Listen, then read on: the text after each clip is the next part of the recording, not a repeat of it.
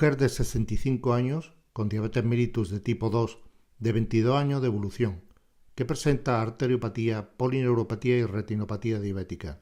En su enfermedad actual acude por presentar una lesión interdigital en el cuarto espacio del pie izquierdo desde hacía más o menos un mes con celulitis y fiebre. Se le practicó drenaje dorsoplantar y se administró tratamiento antibiótico con clindamicina, 450 mg cada 8 horas, más ciprofloxacino, 750 mg cada 12 horas durante 5 días.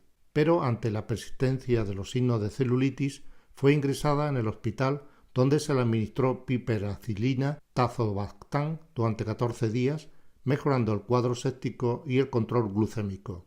En la exploración se observaban unos pulsos pedios y tibial posterior no palpables, un índice de tobillo-brazo del pie izquierdo con la arteria pedia en valores de 0,9 y tibial posterior en valores de 0,85. Sensibilidades disminuidas, prueba de contacto óseo negativo, radiografía demostrativa de una disminución del espacio metatarsofalágico del cuarto radio, pero sin imágenes sugestivas de osteomielitis. Se realizó el cultivo cuyo resultado fue de flora cutánea. La arteriopatía periférica es una de las complicaciones de la diabetes mellitus tipo 2.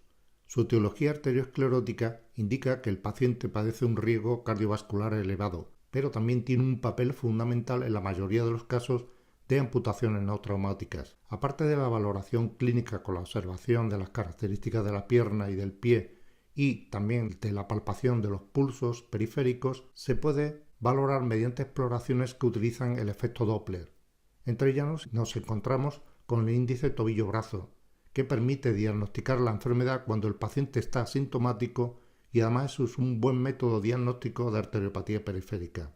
El índice tobillo-brazo relaciona las presiones arteriales sistólica braquial con la presión arterial sistólica en el tobillo. El cociente entre ambos valores nos da una serie de determinaciones que son importantes valorar. Se considera normal un valor de 0,9 a 1,4.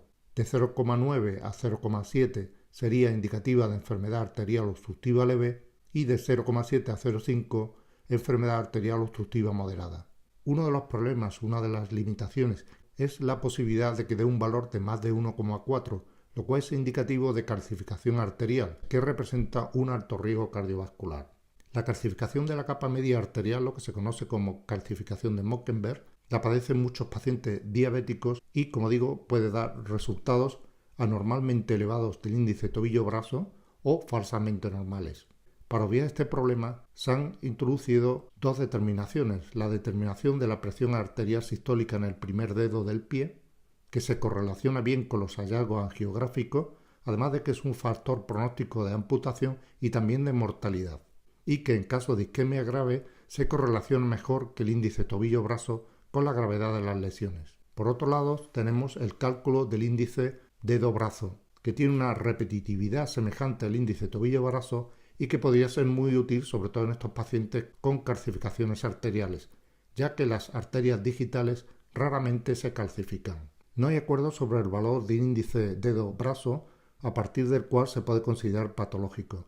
La mayoría de los autores lo consideran por debajo de 0,60. Al comparar el índice tobillo-brazo e índice dedo-brazo, se puede afirmar que el índice tobillo-brazo aporta información de las arterias de gran y mediano calibre y estaría más relacionado con el riesgo cardiovascular del paciente, mientras que el índice dedo-brazo aporta información de los vasos de pequeño calibre, es decir, de la microcirculación, que en el paciente diabético estaría más relacionada con la etiología del pie diabético. En el tratamiento se le practicó un estudio angiográfico observándose una permeabilidad ilíaca femoral hipoplítea con obliteración de la arteria tibial posterior, estenosis del tercio proximal de la tibial posterior, estenosis del tercio proximal de la tibial anterior y del tercio medio de la arteria peronea.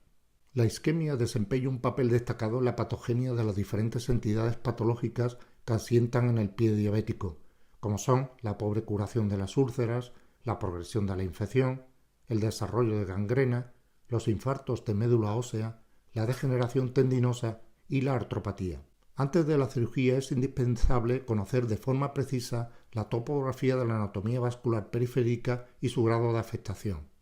Hasta hace poco la angiografía de sustracción digital era la técnica de referencia estándar. En la actualidad se utiliza la angiografía por resonancia magnética, que permite la valoración no invasiva y es una técnica de alta resolución para la visualización de vasos distales aún de escaso calibre potencialmente útiles para la colocación de un bypass. En cuanto a su evolución, se decidió adoptar una actitud conservadora con antibióticos tipo amoxicilina clavulánico, descarga plantar con fieltro adhesivo de 10 milímetros y cura tópica con apósitos de plata durante las 2 primeras semanas. Luego, antisépticos hasta la cicatrización total. Una vez cicatrizada la úlcera, aproximadamente a las 10 semanas, se aplicó una plantilla de descarga subcapital para proteger el exceso de presión del cuarto radio. Se informó a la paciente de que si no fuera posible controlar esta hiperpresión con la plantilla, sería preciso practicar una osteotomía oblicua del tercer y cuarto metatarsianos para distribuir al máximo la presión del arco metatarsiano. Hasta el momento, aproximadamente unos 20 meses de evolución, no ha habido cambios. La descarga en el tratamiento del pie diabético, sobre todo en el paciente neuropático, es un aspecto trascendental, tanto para la curación como para evitar la recidiva en los meses posteriores. El objetivo es eliminar la presión generada por la carga al caminar sobre un área anatómica del pie en donde existen una o varias úlceras, dejándola en suspensión. Existen diferentes materiales que solos o combinados pueden ser utilizados. Entre ellos nos encontramos el fieltro adhesivo. Se trata de un tejido formado por la conglomeración de fibras de lana mediante vapor y presión que tienen la propiedad de adherirse entre sí hasta formar un tejido compacto. En una de sus caras se añade una lámina adhesiva para su fijación en el pie. La más utilizada para la descarga suelen tener entre 8 y 10 milímetros. Su indicación principal es mantener la úlcera libre de presión, conseguir un aumento de la superficie de apoyo perilesional y disminuir las fuerzas de rotación y de cizallamiento. El fieltro adhesivo es altamente eficaz si se aplica correctamente y en general no causa lesiones secundarias y es económico. La descarga se debe controlar y cambiar cada 48 o 72 horas o antes si la úlcera es muy exudativa y nunca superarse los 7 días.